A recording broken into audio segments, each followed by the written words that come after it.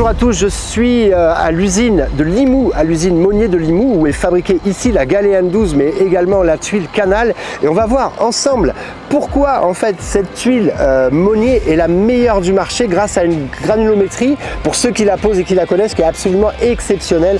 Elle a un grain incroyable, mais vous allez découvrir comment est-ce que c'est fait et pourquoi est-ce qu'elle est la meilleure du marché. Voici la matière première avec laquelle on va fabriquer des tuiles. La matière première, c'est de la terre, c'est de l'argile tout simplement. Celle-ci a été extraite à peine 1 km d'ici. Elle va représenter 85% de la tuile finie. Elle est choisie, cette argile-là, ici sur le site de Limoux, parce qu'elle a du calcaire et c'est le calcaire qui va apporter la résistance à la tuile. C'est ce qui va la rendre solide. Ensuite, on vient y ajouter une autre argile, c'est celle qui est derrière. Regardez, sa couleur, elle est différente. Elle va constituer 15% de la tuile et elle va améliorer sa perméabilité et sa tenue au gel.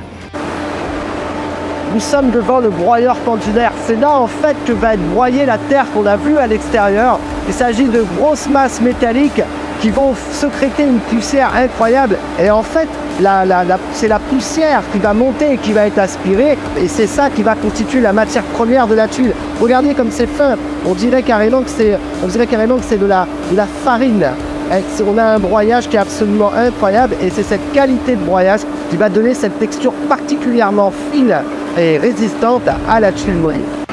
Je suis devant la cave à terre et c'est une cave dans laquelle on stocke de la terre qui va servir là très prochainement à la fabrication de la tuile. Et regardez ce qui se passe.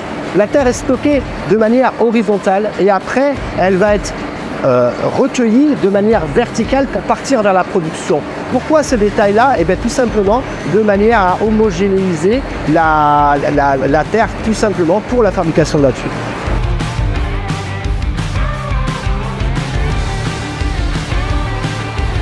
Ensuite, regarde, ma tuile, elle est juste sèche, mais elle n'est pas encore colorée, elle n'est pas encore cuite, d'accord? Elle n'a pas été cuite, donc telle qu'elle est là, elle est plus solide que tout à l'heure, mais elle est encore fragile. Elle va devoir maintenant recevoir ses pigments et passer enfin en cuite.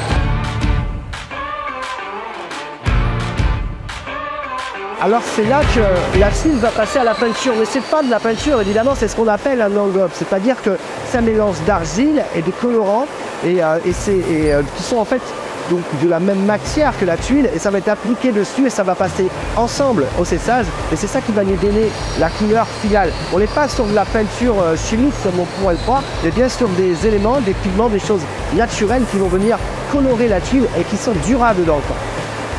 C'est vrai que cette tuile n'a pas changé de forme au cours des 100 et peut-être même 150 dernières années. Néanmoins, d'un point de vue de la technologie, on ne fait plus du tout les tuiles de la même manière, comme vous avez pu le voir dans cette vidéo, que ce qu'elle se faisait auparavant. De nombreux tests montrent qu'aujourd'hui, des tuiles comme celle-ci vont pouvoir durer une centaine d'années sur votre toit.